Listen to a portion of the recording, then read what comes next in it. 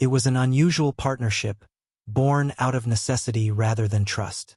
Max Donovan, a slick and calculating businessman, sat across the table from Roman Brick Vasiliev, a hardened gangster with more muscles than patience. They had nothing in common except for one crucial detail: they both had a stake in finding the missing millions. The money had vanished 3 weeks prior from a real estate deal that Max had meticulously organized. It was supposed to be foolproof, an investment project that would quietly funnel money through legitimate channels, giving both Max and his shady investors a significant cut.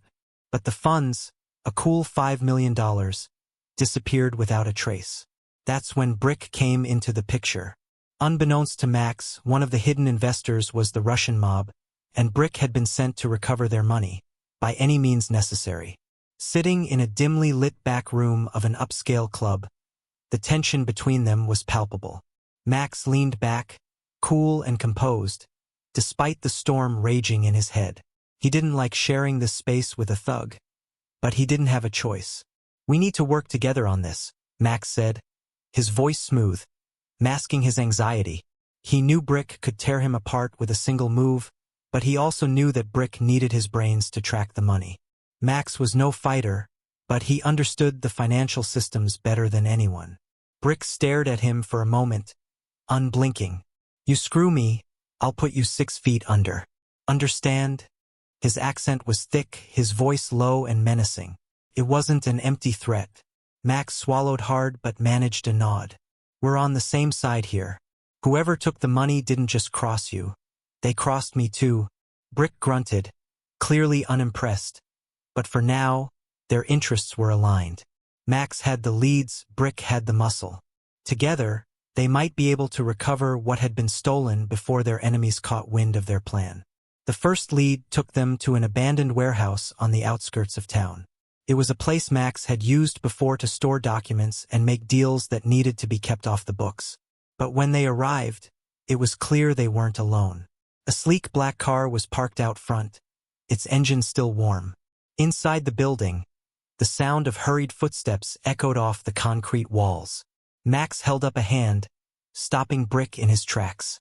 "We're not the only ones looking for the money," Max whispered. Brick smirked. "Good. Let's see who else wants to die today." They moved in silence, Max's heart racing as they approached the open warehouse door. Brick, on the other hand, was calm, his hand resting on the gun tucked into his waistband. Inside, they found 2 men rifling through a pile of crates. Max recognized them, local thugs, low-level enforcers for a rival gang. They hadn't seen Max and Brick yet. Brick moved quickly, like a predator stalking prey. Before the 2 men could react, Brick had one of them in a chokehold, the other staring down the barrel of his gun. Max stepped forward, trying to maintain his composure. "Where's the money?" Brick growled. The man in Brick's grip gasped for air, his eyes bulging with fear. "We don't know. We're just looking for it." "Same as you." Max's mind raced. If these goons didn't have the money, then where was it? And more importantly, who did? Suddenly, a new thought hit him. The money wasn't stolen by an outsider. It was an inside job. Someone within the operation had to have taken it. His suspicions landed on one man, Jackson Reed, his former partner. Jackson had been desperate for a way out, always complaining about the risks and the danger of their business. Max had never trusted him completely, and now it seemed his paranoia had been justified. He pulled Brick aside. "It's Jackson. He took the money." Brick's eyes narrowed. "Then we find him, and we make him talk." Jackson was slippery, but Max knew where to start. They tracked him to a remote villa on the coast, far enough from the city that he thought he was safe. When they arrived, the place looked deserted, but Max knew better. Brick kicked in the door without hesitation, and they swept through the rooms, guns drawn. Jackson was waiting for them in the living room, hands raised in surrender. The briefcase full of cash sat on the coffee table. "I knew you'd come," Jackson said, his voice shaky. "Look, we can split it. There's enough for everyone. You don't need to do this." Brick didn't waste time. He grabbed Jackson by the collar, slamming him against the wall. "You think you can steal from me and walk away?" Max stepped forward, his eyes locked on the briefcase. You're a fool, Jackson. You never could see the bigger picture. Jackson stammered, trying to plead for his life. But Brick wasn't interested in negotiations. With one swift move, he silenced Jackson for good. As the room fell quiet, Max walked over to the briefcase, flipping it open to reveal the stacks of cash inside. $5 million all accounted for. Now what? Max asked, glancing at Brick. Brick smiled coldly. Now we split the money. You get your cut, I get mine. But remember, Donovan, you're in this with me now. Max nodded, but he knew the truth. This partnership, born out of necessity, had only just begun. Max Donovan drove in silence, his hands gripping the steering wheel, mind racing. The weight of what had just transpired in Jackson's villa pressed down on him like a vice. Brick sat next to him, cleaning blood off his knuckles with a handkerchief. The gangster was calm, too calm, as if ending a man's life was just part of the day's business. Max glanced in the rearview mirror at the briefcase, now safely stashed in the back seat. $5 million.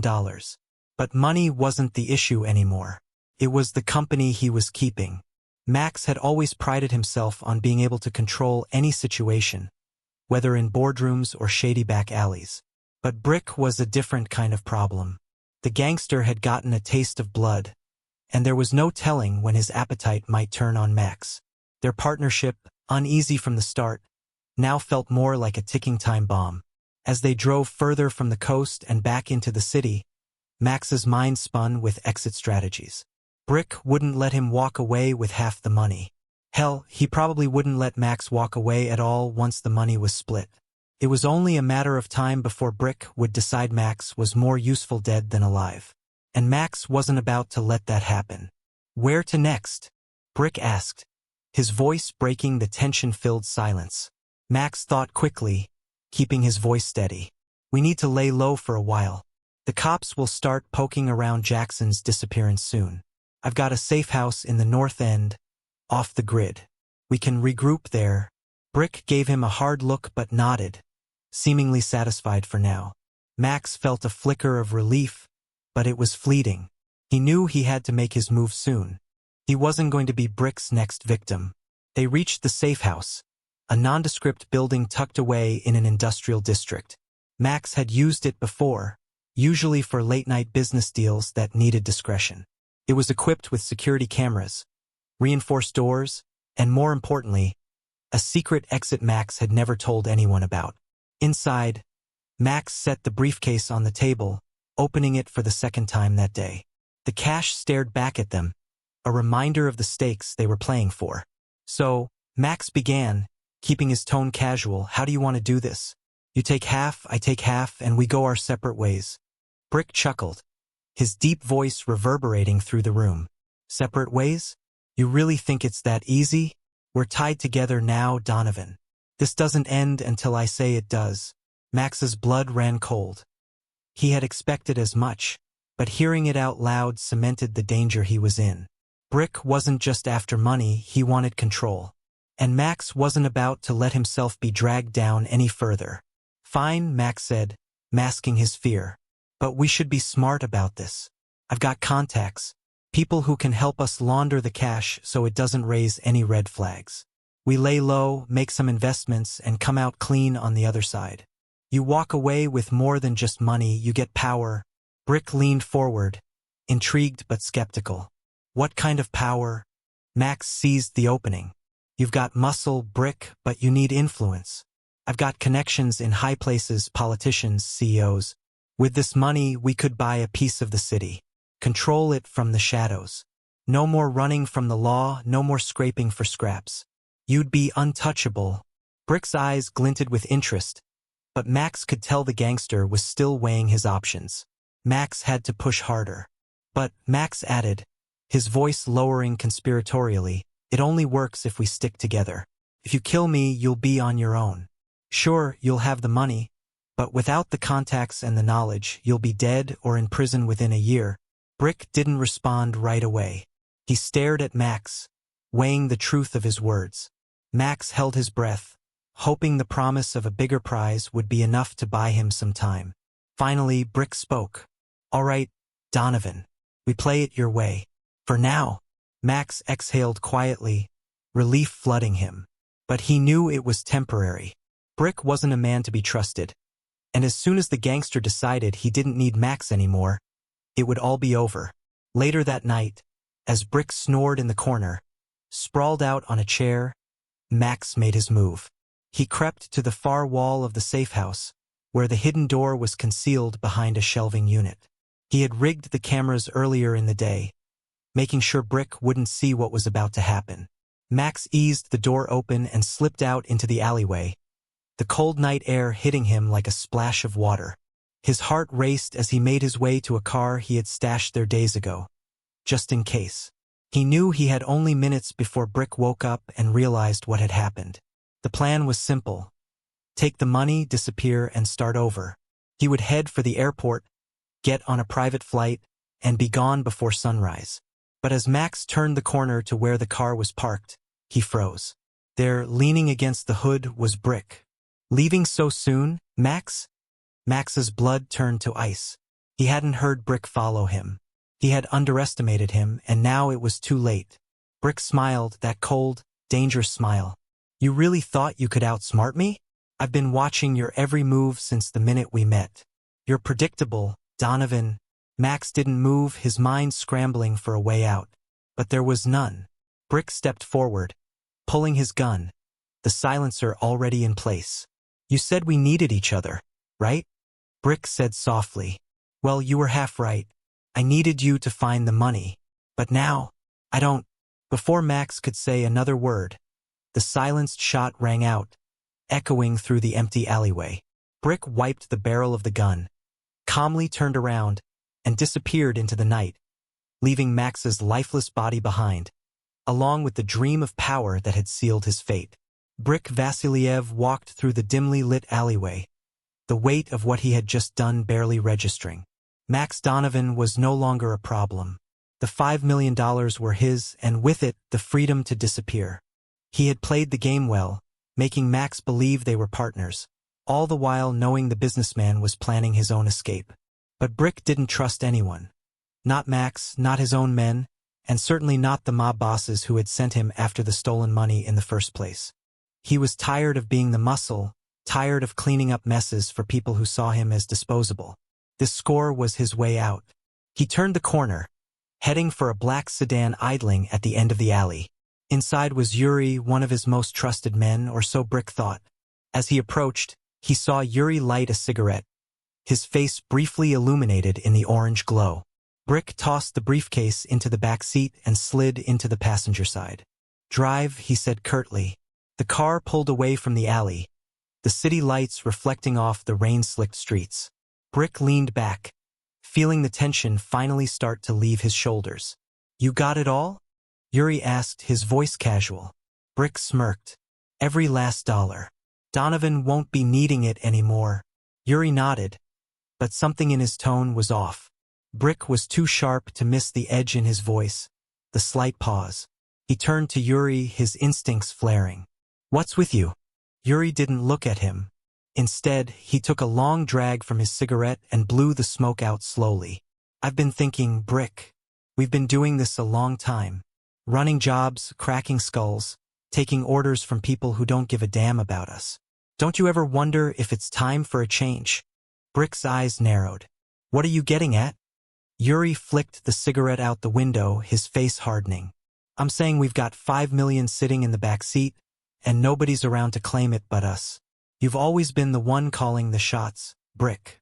Maybe it's time someone else had a say. Brick's hand instinctively moved toward the gun tucked in his jacket, but Yuri was faster.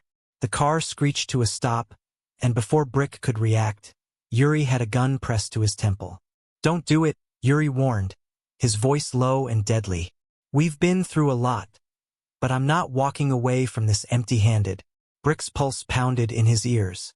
Yuri, the one person he thought he could trust, was turning on him. But he should have known everyone was out for themselves in the end. Brick had taught Yuri too well. You really think you're going to walk away with all of it? Brick asked, his voice steady despite the gun at his head. Yuri's grip tightened on the gun. I don't want all of it.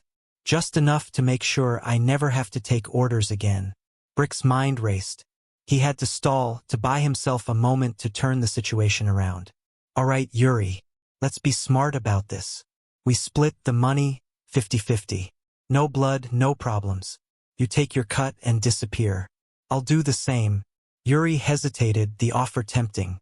Brick could see it in his eyes. But trust was long gone between them. Nice try, Brick. But I know you. You'd never let me walk away. Not after this. Brick's eyes flickered to the rearview mirror. Behind them, the faint glow of headlights approached from a distance. He had called in a favor before he left the safe house. Knowing Max's betrayal wasn't going to be the last one of the night. He had suspected Yuri might turn. Now his backup was almost here. Yuri, Brick said quietly, you don't want to do this. Trust me. But Yuri wasn't listening. He pressed the barrel harder into Brick's skull. Get out of the car. Leave the briefcase. Brick slowly opened the door, his eyes still on the headlights getting closer. He had one chance. He stepped out of the car, his hands raised, playing along. Yuri grabbed the briefcase and stepped out as well, his gun never leaving Brick. This is the end of the line, Brick. No hard feelings. But I'm not gonna let you. Before Yuri could finish, the roar of an engine tore through the night. A black SUV slammed into Yuri's car, sending him sprawling to the ground. Brick moved fast, pulling his gun and firing 2 shots into Yuri's chest before he could react. The body hit the pavement with a dull thud, his life ending as quickly as his betrayal. The SUV stopped, and 2 men jumped out. Brick's backup. You good, boss? One of them asked. Brick looked down at Yuri's lifeless body, the briefcase still clutched in his hand. He holstered his gun and walked over, prying the money from Yuri's fingers. Yeah, I'm good. He tossed the briefcase into the SUV and climbed in. As they sped away, Brick stared out the window, the city lights fading behind him. It was done. Max was dead, Yuri was dead, and the money was his. But in the end, it wasn't about the money. It was about survival. And Brick Vasiliev had survived, just like he always did. But as the city disappeared in the rearview mirror, he knew one thing for sure. There would always be someone else coming for him. Trust was a dangerous illusion, and in his world, there were no allies, only enemies waiting for their chance. For now, though, he had the money, the power, and his life, and that was all that mattered.